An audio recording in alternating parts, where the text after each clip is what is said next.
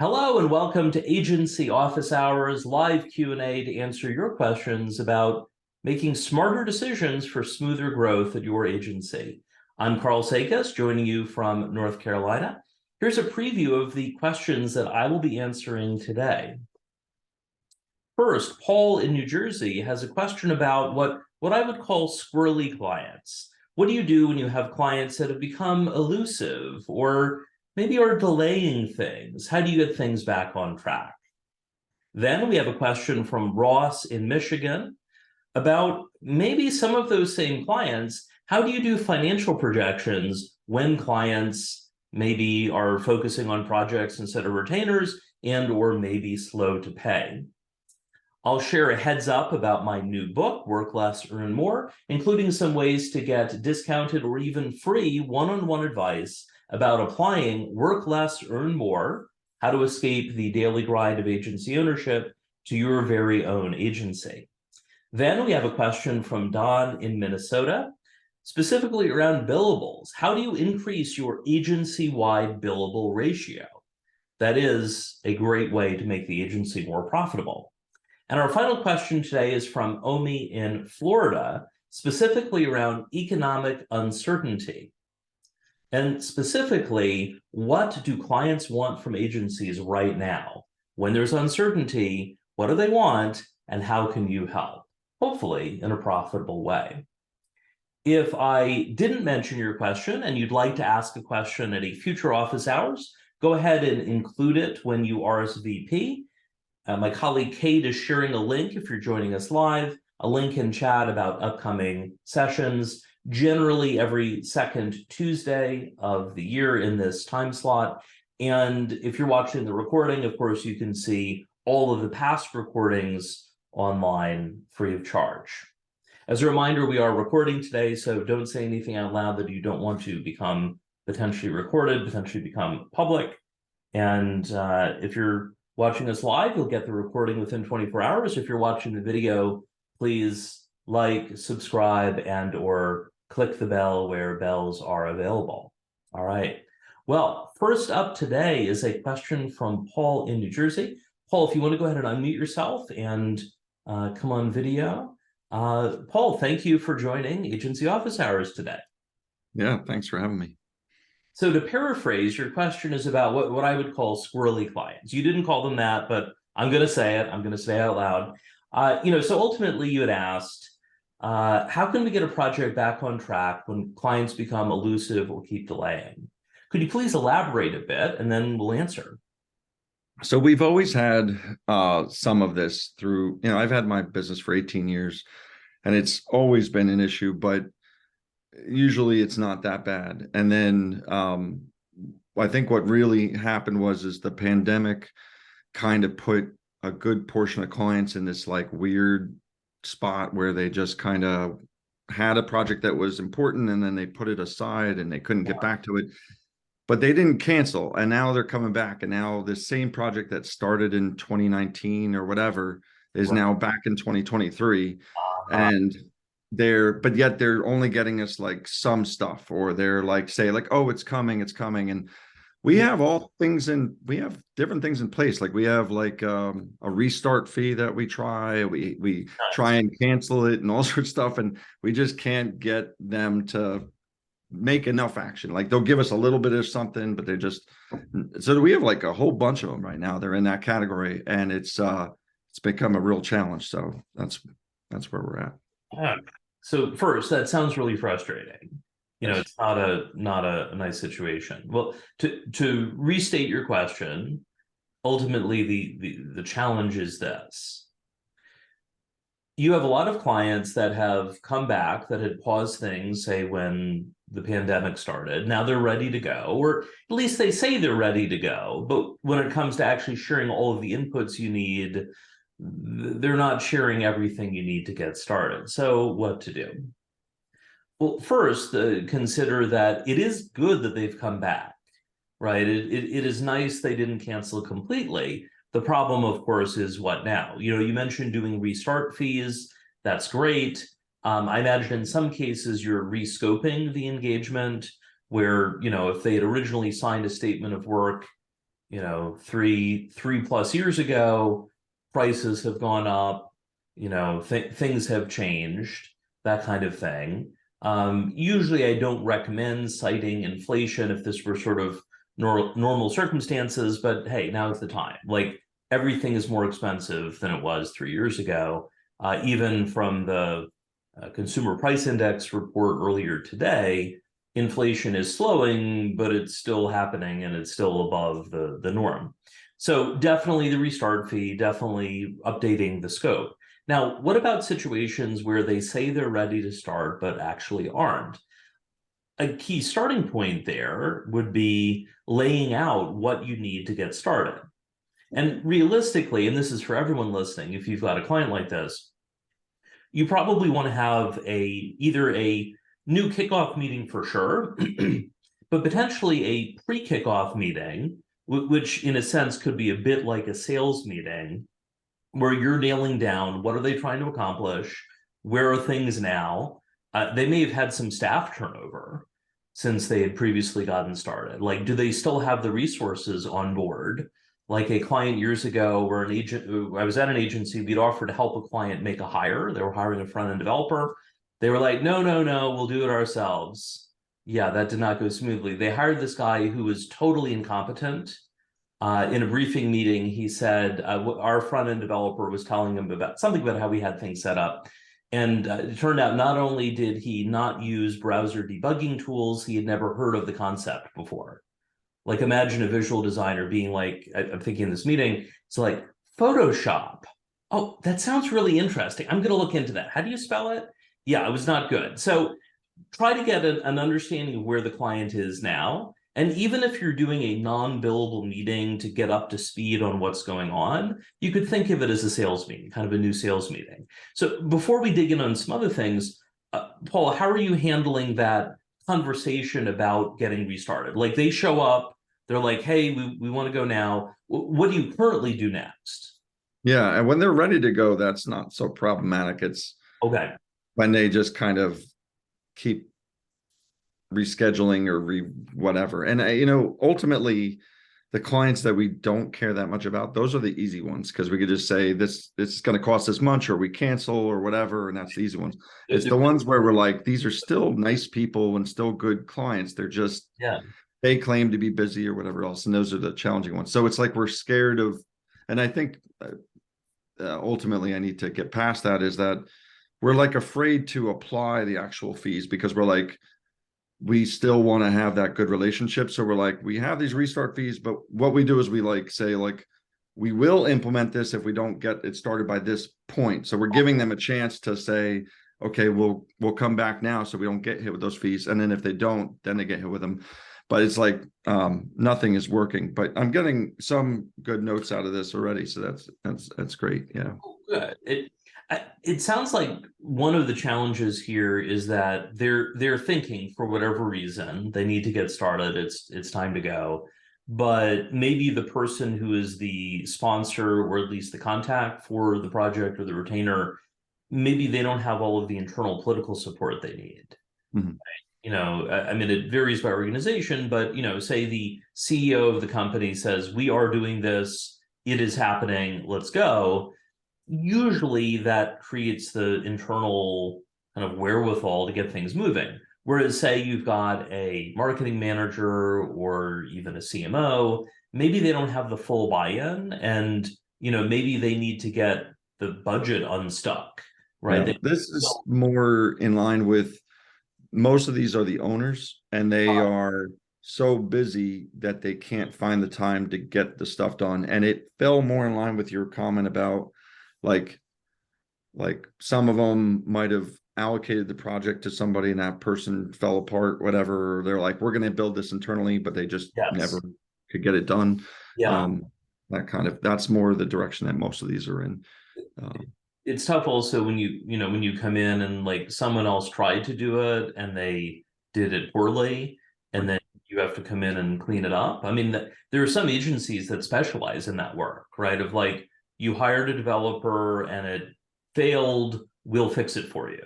But I always tell people, go do it wrong 3 times and then come back and we'll fix it for you. It's like the car mechanic sign about, the different rates, and it's like, if you just let us do it, it's the lowest rate. If you tell us how to do it, it's a higher rate. And then if you insist on watching us doing it, it's the highest rate, kind of thing. So, it's also worth considering, say someone comes to you, they're the owner of their business, they're a client, and they say, hey, we're ready to start, we got to go. It may help to ask about what their other priorities are. For instance, as part of my intake process, this is once someone has become a coaching or consulting client, I'll ask about their broader team, the broader support teams. Like I'll mention, I have my own coach, I have a therapist, I have my CPA, I have financial planner, different people helping.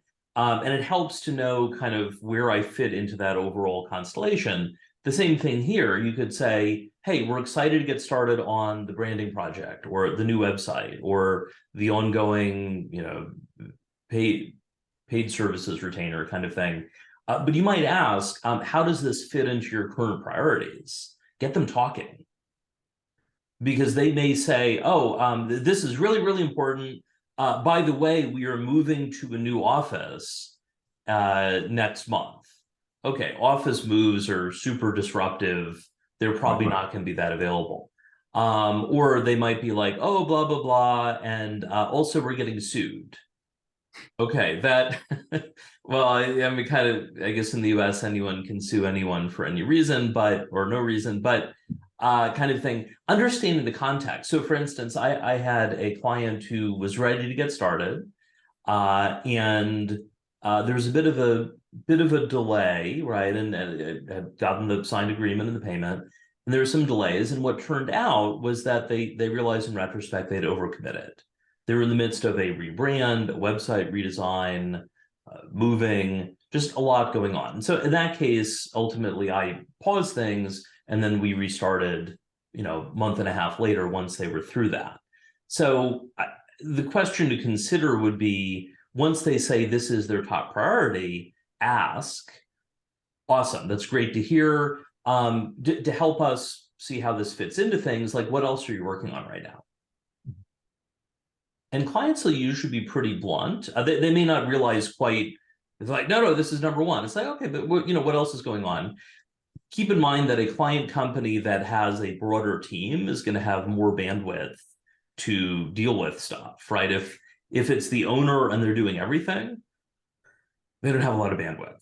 If they've hired a marketing person, they might have more bandwidth. If they have a full marketing team, there's a lot more they can do, because the work that your agency is doing, is their job.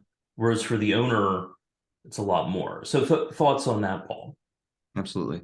No, that's we have both both sides of the spectrum on that. Okay. But no, absolutely. And I think the priority thing is interesting. So what I'm getting from that is basically, if they say it's a lower priority, basically be like, when is this going to be the high priority? Because then it's a bad idea to start it while they have some other major thing. Or if you get the buy-in that it's the high priority, then you can basically kind of tag on to that and own that fact that it's the high priority kind of thing. Exactly. And that also something that I'll dig into in the pre-kickoff phase. I'll ask some initial questions about it during the sales process, but I would consider doing a pre-kickoff survey. And Kate, if you could share my article on pre-kickoff surveys, one of the questions that I ask is, how many hours a week are you planning to dedicate to this work? For instance, I would ask that as a project manager and a director of client services in the past. And for instance, say they were doing a massive engagement, a mix of, say, rebrand and website redesign, maybe there's some more later. I knew that if they weren't dedicating a minimum of 10 hours a week to this work, and sometimes more, it was not going to go smoothly. So if they're like, oh yeah, I'm going to do tons of time, 2 hours a week, that's not going to go well. And ideally, you ask them their preferences. Sometimes I'll ask that of clients, and I'm thinking, maybe, it's like 3 to 5 hours a week. Like with my Work Less, Earn More bootcamp and the agency leadership intensive, when people are doing that program, it's 3 to 5 hours a week, including the live session, right? So there's a bit more for homework kind of thing. But occasionally people will say, oh, I'm ready to do, 15 hours a week. And it's like, okay, that's good. You'll probably make more progress. The good news is it's not going to take quite that much time in my experience. So you have that back and forth with them. If they say that it's not a high priority, you can have a conversation with them. This also, and this is true both for you, Paul, and for everyone who's listening, if you have a client that has gotten squirrely and they haven't explicitly said it's a low priority, ask them how it fits into the priorities. I did that once as a project manager where I inherited a client that I had heard was very difficult, slow to respond, kind of thing. And so I decided, you know what, I'm the new project manager / account manager. I'm going to try to reboot the relationship. So I was able to set up a one-on-one. And I asked her how this particular work we were doing fit into her list of priorities. She laughed out loud and said, this is like number 9 on my list. Oh, okay. She wasn't slow to get back to us because, she didn't care. She just had a lot of other stuff going on. And from that, I was able to reboot things. And what I learned was that in that case, she needed a quarterly update before each of her board meetings. So we did a certain burst of work kind of midway through the quarter so that she had something to report back on. But then also I wasn't assigning my team to work on things when she didn't want us working on things. That's not always an option, but that's something to consider where maybe there's a future time and you could say, reserve a spot for them 3 months from now, once you know what's going on, but then be sure to check in with them to make sure it's still on track because everything in life takes longer than you expect. Yeah, absolutely. Oh, that's great. Yeah. So I see some comments in chat. Of course, Kate, thank you for sharing the note there on the pre-kickoff and all. So, Paul, as you're thinking before we shift over to the next question, as you think about this, what is next on your actionable list based on what we've discussed? Well, I like a lot of what we talked about. I think what scares me the most is the applying any fees to it. So like you said, rescoping or repricing or adding fees to it. But I think ultimately that has to happen. But what I like a lot is the conversations of priority and scheduling it. So Yes. having them, instead of committing to get it whenever you can, like kind of be like, can you commit to getting it to us and we'll get this in the month of April or whatever it is, and doing that way. I think that's smart. Exactly. And to extend that, by the way, that does include one of the articles we shared in chat was around how to fix content delays. One of the pieces there is, and if you're watching the recording, you should see the links below the video with a link to this. But keep in mind that our clients don't do the work we do every day. In the website redesign example, most clients are redesigning their website and it varies. Maybe at the early side, maybe after 3 years, at the long side, I don't know, 10 years if they're super procrastinating, but say 3 to 5 years, like they're not doing this work every day. Whereas like the agency is doing the work. And so part of it is on us to help guide clients through the process. Like when I work with a new coaching client, I'll ask, have you worked with a coach, consultant, other paid advisor before? And about half of my clients haven't. And that's fine. So part of it though is explaining how the process works. And also, even if they've worked with someone before, how my approach might be different.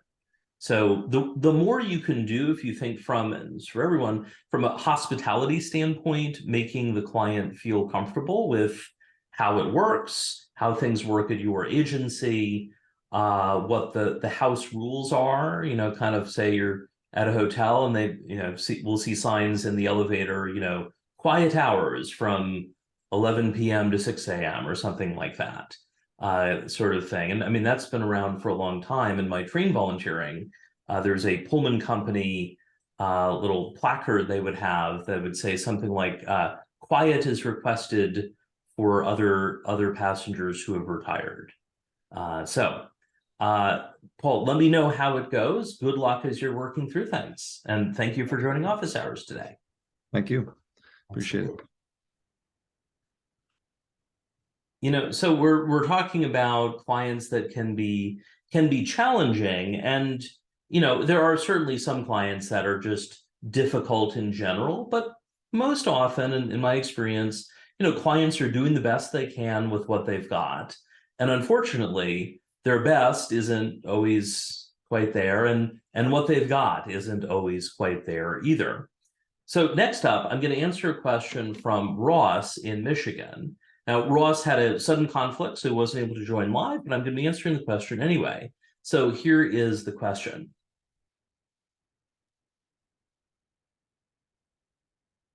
Consider from a financial projection standpoint, what do you do when you have a lot of project-based clients and it's hard to predict cash flow? Or if you have slower paying clients and you can't always tell when they're going to pay, what does that do to your projections?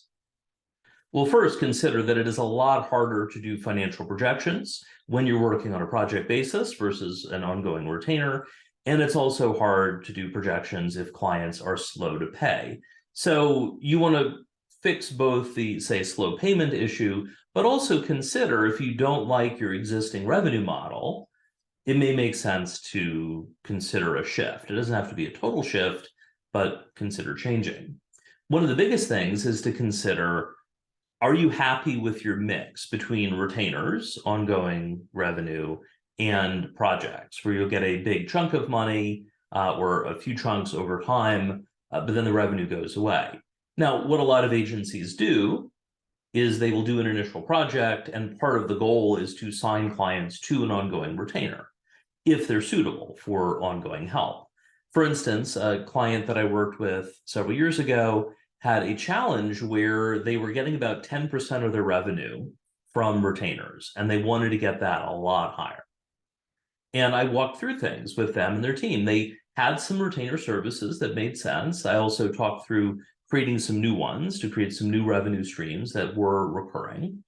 And I also talked about helping him train his team so that when new clients came in the sales process, part of the sales process included talking about how the agency could provide ongoing support. It wasn't enough to, for instance, just do a rebrand or just do a website or both.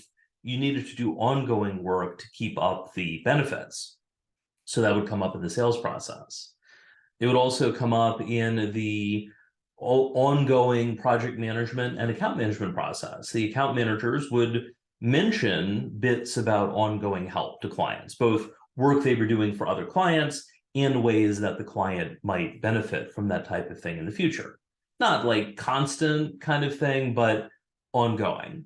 And then toward the end of the initial phase, the initial work, the account manager would be talking with the client about how the agency could help. And at that point, both the client and the agency would have a good idea about whether they wanted to keep working with each other. I'm sure you've had some clients over time where maybe you were totally happy to do just one project and never again. Great. I mean, it can work both ways. But let's say you want to move on to a new engagement. Then you start scoping out what that would look like, identify some options. Of course, you know the client a lot better at that point, and you have an idea of what they might be interested in. But importantly, you have raised this idea about ongoing help from the very beginning. Now, how did that go for the particular client I mentioned? Well, over the course of a year, we worked together for a portion of that, and then he took things from there. He ultimately raised his recurring revenue, looking on a monthly basis, from 10% at the beginning to 90% by about a year later, because he focused on it and he enlisted his team's help to make that a big focus. So if you currently have a lot of project-based revenue, consider that it's easier to predict and project if you switch to more of a retainer model. And retainers don't have to be fixed scope, fixed price. You could also do a bucket of hours as the retainer and things like that. There are different options to that. But consider that projects inherently tend to be harder to predict or project than retainers. One solution, if you want to continue doing projects or make that a big focus of your revenue model, is to consider whether to productize things. Productized services are, well, just as they sound. They're a service, but they're a bit more of a product where people choose from a menu of options and then move forward. Now, productized services aren't for everyone. We've shared a link in chat about the pros and cons of productized versus custom services. Some agencies do a mix of both, so you don't have to make a full commitment to one or the other. Do keep in mind that over time, I tend to see agencies shifting toward productized services rather than fully custom. But if you want to keep doing custom, keep doing custom. You don't have to change that. In my work, I do both. The bite-sized calls, for instance, are productized, right? The call is about an hour. You pre-fill some information, you use Calendly to book it, kind of thing. There's not a, well, how about instead of this, we do that? And the content of the call is always unique, but the sort of the wrapper is productized. Same thing with executive coaching as to how that works. On the other hand, I'll also do custom consulting projects where there is a lot of flexibility in what we do. So, key thing is consider what's the revenue mix between recurring and product, and then or project, and then if you want to do projects, how productized do you want to get? Now, say you're working within projects, how can you make that revenue more predictable? Something that some agencies will do is they will basically make it so that there's a particular scope, and the payments within that are milestone-based, or it's sort of a or time-based. So maybe you think the project is going to take 3 months. Maybe you've budgeted $30,000 for whatever it is. Maybe it's, $10,000 up front, then the second $10,000 at a certain milestone, and then the final bit at the end. But you also might say, if it's gotten to 2 months in, that automatically triggers the second milestone, regardless of whether it's delivered or not. Now, the approach is intriguing. I think the challenge from my perspective as an agency consultant is if you charge the client, you are kind of on the hook to do the work. So if you run into a situation where, say, you've billed them for the $30,000 in work, but say you've only delivered 10 or 12 or something, you're kind of on the hook to deliver the rest.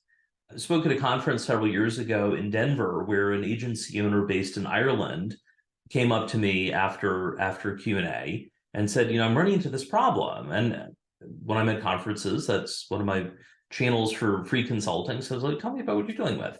And it turned out he had a client that apparently was independently wealthy. He was doing what was supposed to be a 2 or 3 month project, and it was now 2 years later, and it still wasn't finished because apparently he enjoyed, I don't know if it was a yacht or a motorboat or maybe somewhere in between, but he apparently enjoyed going out on his boat, not actually signing off on the agency's deliverables. And he was independently wealthy, so I guess he didn't need the agency's deliverables to support himself in his business. So I guess that's a potential orange flag if the client's business is more of a hobby than otherwise. But anyway, thinking about that, you could tie the milestone payments to time rather than solely to the deliverables. Or if you're working on a sprint basis, maybe the client has agreed to pay a certain amount per sprint, whether that's every 2 weeks or otherwise, and you're ultimately charging them on a fixed basis for each sprint as time is going by. And in that case, you're getting paid every couple weeks or every month or however you're structuring it. And of course, you need to make sure that you're working on delivering within the framework as much as possible, but that's really helpful. Great comment from Don, who has a question coming up in the second half, noted, we like to ask, is this a lifestyle business or a growth-oriented business? That's a question that I ask agency owners. Do you lean toward running a lifestyle agency or what I used to call a high growth agency, though lifestyle can still be high growth, and now I frame it more as an equity agency. Lifestyle, the plan is not to sell, but make a great income, do the work you love, kind of thing. whereas equity is more about they're growing for an exit. And most people are somewhere in between, but they tend to lean one way or another. In an example, if someone says they're more lifestyle oriented, keep in mind that, they may not want to implement things quite as quickly, and they may be prioritizing things outside of work. On the other hand, if someone is equity oriented, especially if they have outside investors, that's going to be more of a go, go, go situation because people are expecting them to produce. And so the work you do will help them get things moving. So we talked a bit about revenue model. We talked a bit about productized services, especially for projects, but you could do it for retainers as well. And the final piece to Ross's question gets into when a client delays paying. And we've shared some articles in chat about this. I have a lot of articles on my website, sakasandcompany.com, SAKASAND, the word company.com, about collections. And one of the biggest things when a client is not paying or they're delaying paying is to understand why. Why are they not paying on time? Now, there are a lot of other things you can do, like get payments in advance, getting a significant initial payment, reminding them about paying. But consider if a client isn't paying, there could be a few reasons. They could be internally disorganized.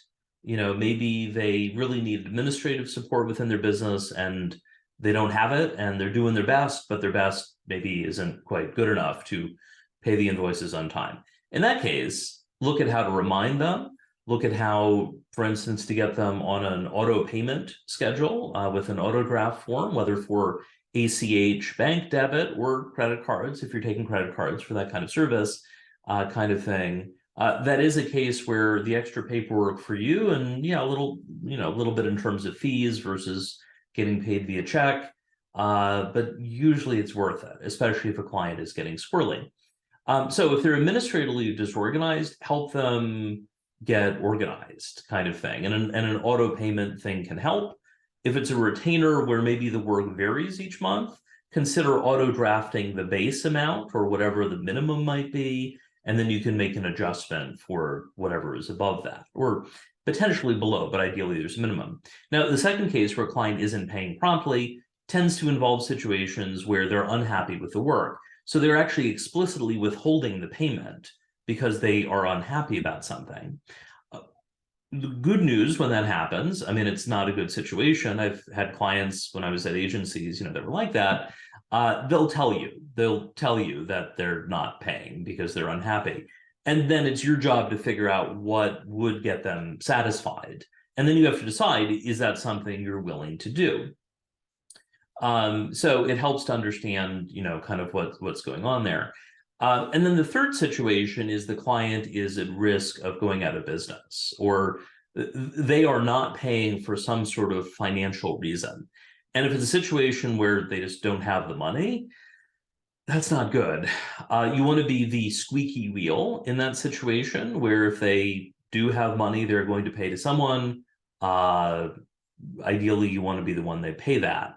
I did see a note online in the Bureau of Digital's Slack group from an attorney, I'm not a lawyer, referencing that if a client declares bankruptcy, there may be a clawback period. The example they cited was 90 days, but talk to your attorney to confirm, where any payments that were made in the last 90 days before bankruptcy could potentially be clawed back.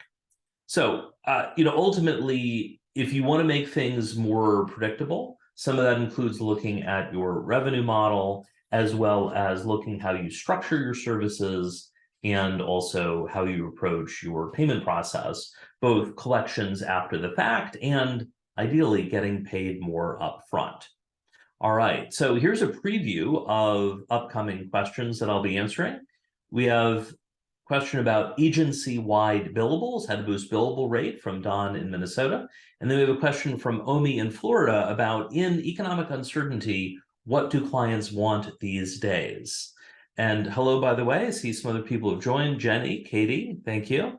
Matt, Stuart, and everyone else who's here already. But before we go into those questions, first, a word from our sponsor, me. Today's Agency Office Hours is sponsored by Sakas and Company, helping you make smarter decisions for smoother growth. I'm Karl Sakas, the Sakas and Sakas and Company, and in particular, wanted to share about my new book, Work Less, Earn More: How to Escape the Daily Grind of Agency Ownership. Agency owner and industry expert Jenny Dietrich said about the book, "There is no reason you should work more or earn less when running your own business, which is why you must read this book." There we go. It's available in paperback, hardcover, and Kindle. In the future, I am planning to do an audio version as well, but that is not available yet. Now, of course, you read the book. It's under 200 pages. It's designed to be a fairly quick read. There are various exercises throughout. You can also get the free workbook, 40 pages of workbook, thanks to my colleague Kate for helping me get that together to help you apply everything you've learned. But you're probably going to have some questions along the way. Now, the book itself doesn't include Q&A, but if you have questions from Work Less, Earn More, ask them at a future office hours. And in fact, if you'd like to get free Q&A, free consulting, that will be the theme of the March 2023 Agency Office Hours, specifically answering your questions around work less, earn more. That applies whether you lean toward running a lifestyle agency or toward an equity agency, or you're somewhere in between. The book can actually help you figure out which way you might be leaning on that. And it's a step-by-step process to help you get toward making yourself more optional as an agency owner and leader. And by the way, if you're not in an ownership role, I would consider getting the book anyway, because you can help the owner or owners at your agency make their life better, make it easier. And likely you are going to see some rewards professionally for that as well. But what if you want feedback that isn't 10 to 15 minutes and in public? You might be interested in one-on-one advice. You could do executive coaching. I have some spots available for that. You could do a custom consulting project where if you're bringing in 2 or more people from your agency, like if you have a business partner, that's an option. But what if you don't want comprehensive help or you don't need comprehensive help? That's where a bite-sized consulting call comes in. In just under an hour, we'll dig into your biggest challenge. You'll leave with more clarity and a to-do list, a list of actionables you can apply. Now, normally those calls are $1,200, but once a year I do a sale, and that sale, if you're watching us live, is next week. If you book the call now, you'll automatically save $200. It's the bite-sized consulting call annual sale. If you're watching us live, Kate has shared the link in chat.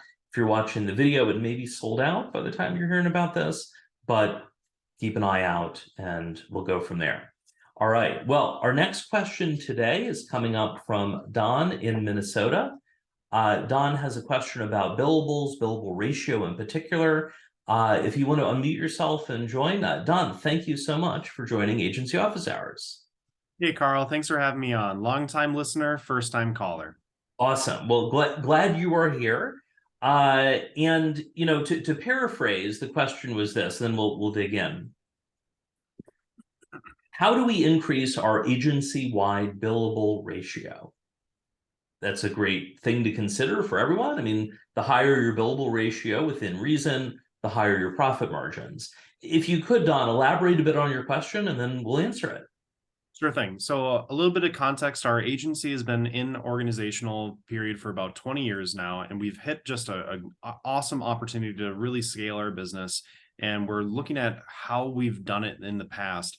And the more archaic systems are just no longer worth it.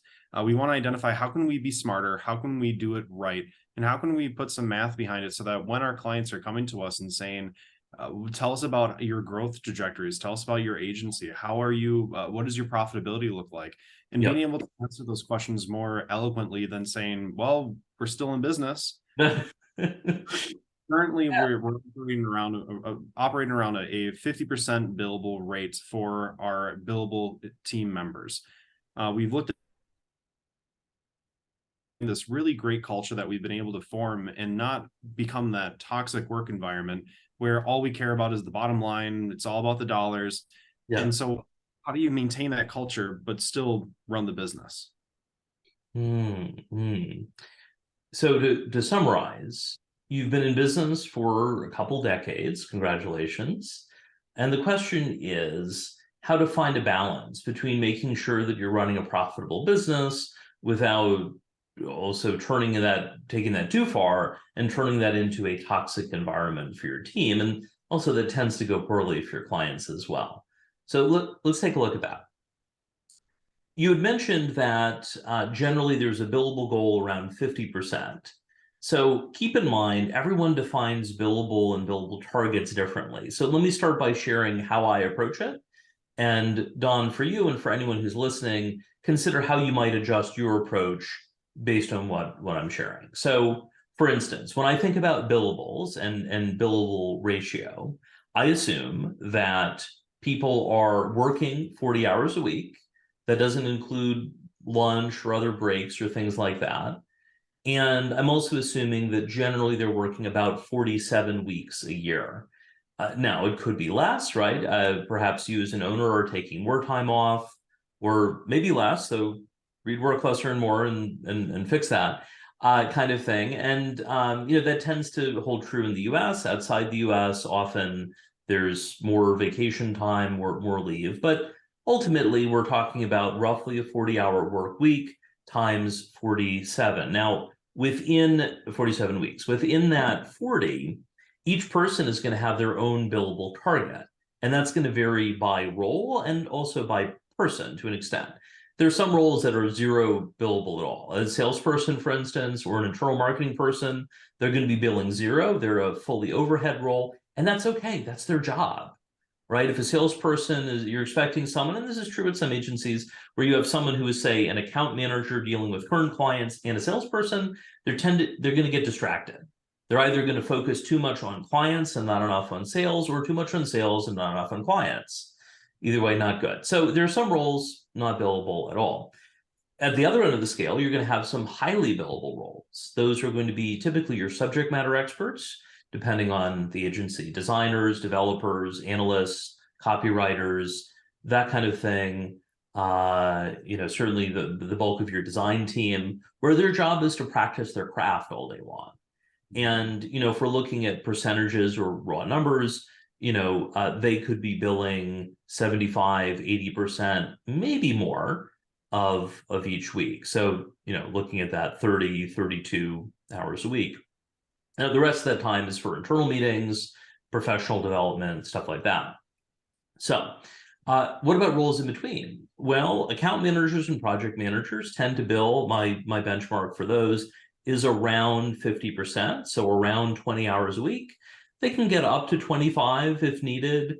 If you're pushing an account manager or a project manager to bill way more than 25, things tend to slip through the cracks, because your AM and PM in particular tend to have a lot of task switching. They're switching back and forth between different clients. There's a lot of juggling and things like that. And the more juggling someone does, the more likely they are to drop the balls along the way. So, ideally, their account managers and project managers like 20 to 25.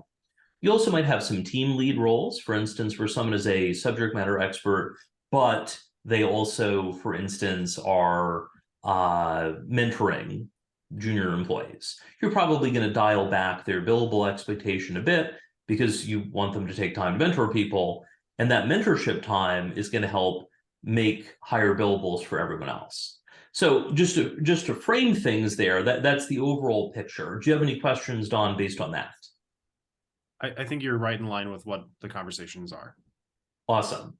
So, of course, then what? When you put all of that together and you create a weighted average based on whether someone is full-time or part-time, I would also recommend including consistent contractors. So, for instance, say you have a freelancer who does bookkeeping 10 hours a week.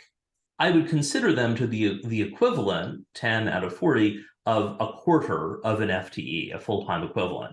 They are not an employee, right? They probably have other clients they work with, things like that. But you know what, if they're doing it every week, I would count them in the overall figure, because you could have hired an employee to do it, you're choosing not to. So, amidst all of that, ideally your agency-wide billable ratio is 60 to 65%. That's based on the 40 hours of work, 47 weeks a year. And ideally, when you blend everyone together, it's going to be at least 60. Now, a lot of agencies are lower than that, but anywhere you can get that higher is helpful.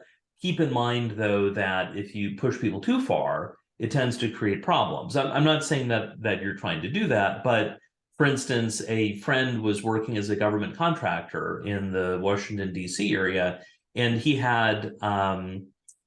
managed like 6 or 7 people, and he personally had to bill 40 hours a week. So between his personal billables and his managing the team and his internal other stuff, that 40 hours a week of billables turned into 65 hours a week of work, which was sort of normal for that situation and all, but that tends to be bad for sustainability. So my recommendation as a next step, Don, would be look at each individual role. In my consulting work, I have a team census spreadsheet where I list, or I have the fields and then agency owners fill it out. Basically list all the people, what is their billable target and what is their actual billables, along with what is their total week target and their actual work worked. And for anyone who's listening thinking, oh, I don't have time, I don't have any timesheets, I hate time tracking. Yeah, no one likes time tracking. But if you don't have any data on that, it may be worth doing a couple months or a few months of tracking just to see where things are going. Keep in mind, by the way, and this is for everyone, if your net profit margins are in the 20 to 30% net range, you're probably doing fine. Like whatever you're doing, you're probably doing fine. That's assuming after owner compensation and all, you're getting 20 to 30% now. If it's below 20%, you might have some profit leaks, which could include time leaks. That's often a big one. And if it's well above 30%, you may be understaffed. An agency in Australia reached out several years ago where the owner had said his net margins, he said, were 65%, which I initially assumed he had miscalculated it. Well, he had calculated it correctly, but he was grossly understaffed in that situation. In fact, he just sold a $20,000 a month retainer and planned to fulfill all of the work himself to make his gross margins like 100% or something, or however he was kind of calculating that. But he was not keeping up with that. So, thinking about that as we wrap up this particular Q&A segment, Don, what are your next steps from here? I think that I have a clear line of communication that I can establish with the ownership team. I sit on our L10 organization. We're a traction business. Yeah. And bringing that conversation of if you're above 50%, you are grossly understaffed. So changing the mindset and how we hear of organizations that are in that 80% profitability or 80% billable, we have no over 30%. That's as the net profit margins. Okay. Yeah. Over 30%. We have no clue how these businesses are operating, and it sounds like they're not. They're either not making sense or their employees are already looking on LinkedIn elsewhere. So I have a lot of things to come back to, and I appreciate the time, Karl. And I wanted to say, for goodness sakes, thank you. Don, thank you so much. Appreciate your joining, and let me know how it all goes. Will do, Karl. Thank you. Absolutely. Well, our final Q&A segment today is a question from Omi in Florida. Now, Omi was called away at the last minute, so is joining in absentia, but I'm going to answer the question anyway, because it's something that I think everyone is wondering about right now. So here's the question. In an age of economic uncertainty, what do clients want from agencies during an economic downturn? Now, as of this moment, recession hasn't officially been declared.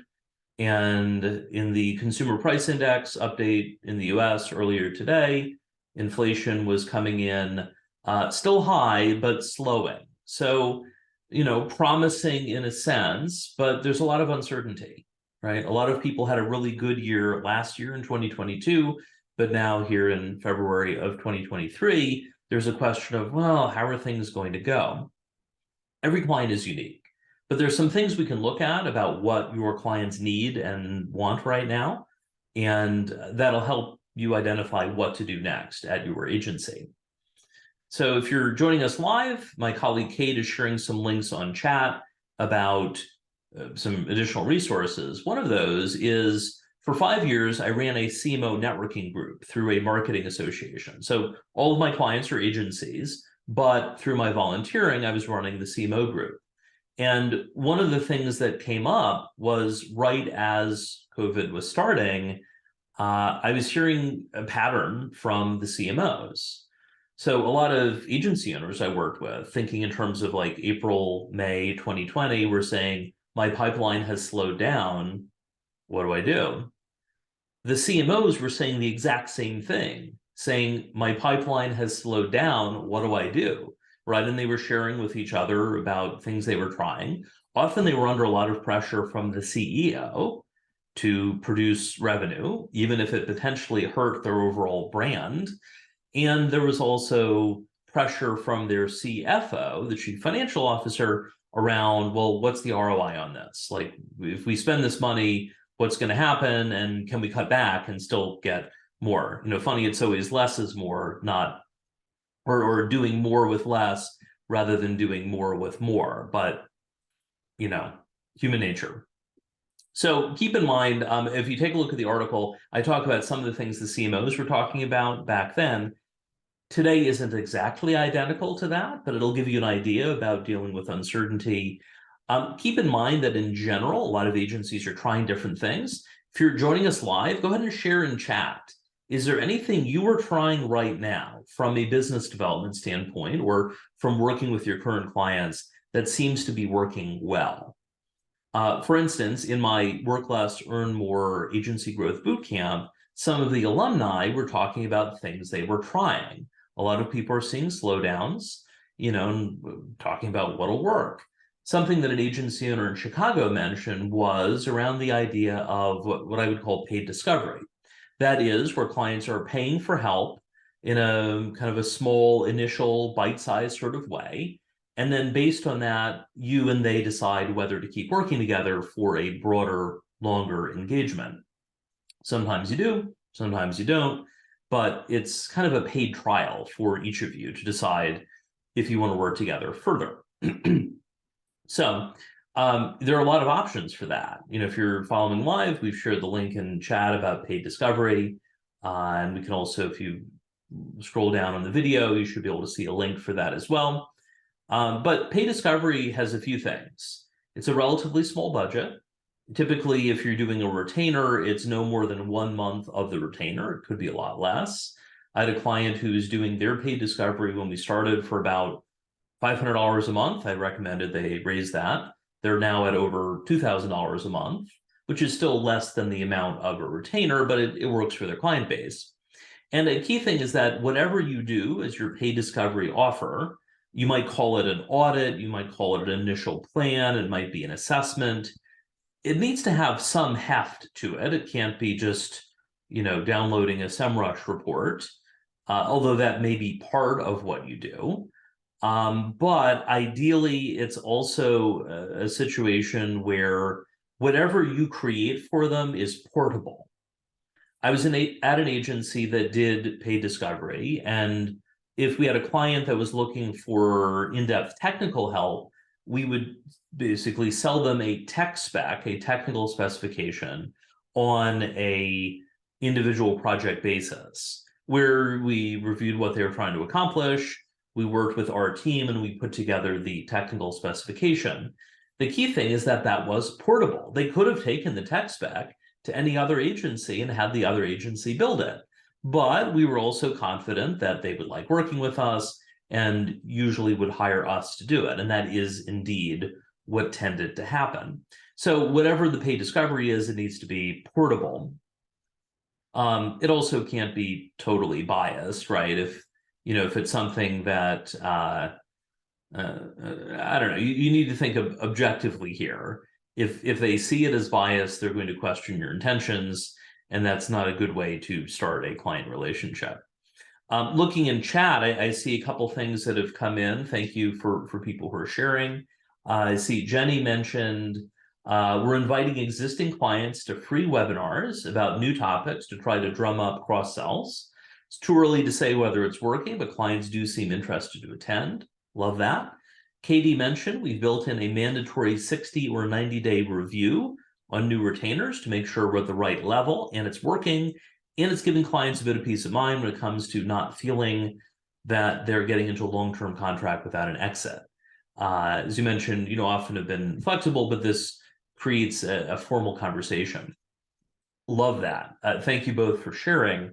I'll do a version of that in my executive coaching program, where at the end of the first month calls, 2 calls in the first month and then 1 a month after that, I'll check in about how did this match what you expected versus didn't expect. And it's an opportunity to address any concerns that might have come up. I will say the most frequent answer that I hear to that is something like, I didn't have any specific expectations, but I'm happy with how things have gone. So, certainly the more you know about a client's expectations, the better. But, that's helpful. And then I do a formal review every 6 months where I'm reviewing their progress toward their goals.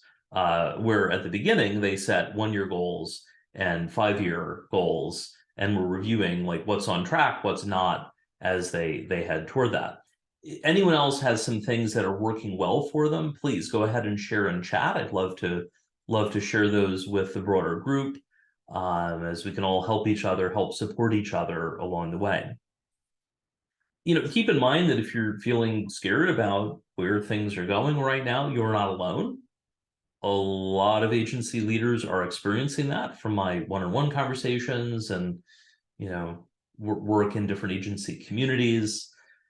And, I'm weighing things in my own business. It's a challenging situation, right? Where last year tended to go well, and this year there was a lot of uncertainty. So, some of that includes what can you do to help clients make smaller, more bite-sized commitments rather than having to commit to something big upfront. It's an opportunity for them to decide if they want to work with you and vice versa, right? It is a two-way street. That can be helpful. And keep in mind that your clients are scared too. I mentioned, when I was hearing agency owners 2 years ago, or 2.5 coming up on 3, saying, our pipeline is slowed down. What do we do? That's exactly what the CMOs were saying at the same time, right? So when your clients are scared, if you can position yourself to be the helper, right? If we think about the hero's journey, where the client is the hero and you are the helper, as Joseph Campbell would say, and StoryBrand has adopted, they are the hero of their own story. Yes, you are the hero of your story, but the more you can position your agency as the helpful advisor when they're in a difficult situation, they're going to remember that. And even if things shift and the particular client ends things, the client company, that contact is going to remember the help you gave them in their time of need. And when they go to their next company, they might just bring you along. Well, that concludes today's agency office hours for February of 2023. If you have a work less, earn more question, I recommend submitting that for next month's event, the live event, March 2023, in the same time slot. And I'd love to answer your questions. If you're interested in one of the discounted bite-sized calls for the annual sale coming up next week, please book that sooner rather than later, because there are a limited number of spots. And if you're interested in getting the Work Less, Earn More book, go to worklessearnmorebook.com. That has links to all of the Amazon sites for ordering it in the various formats. And you can also even get a free chapter to check it out beforehand. Speaking of paid discovery, well, I guess that's the free chapter, free discovery. You can check that out. So thank you everyone for joining today. Thank you to Kate, my producer, for making it all happen. And I look forward to seeing you again next month at Agency Office Hours. Karl Sakas here. Thank you and good luck.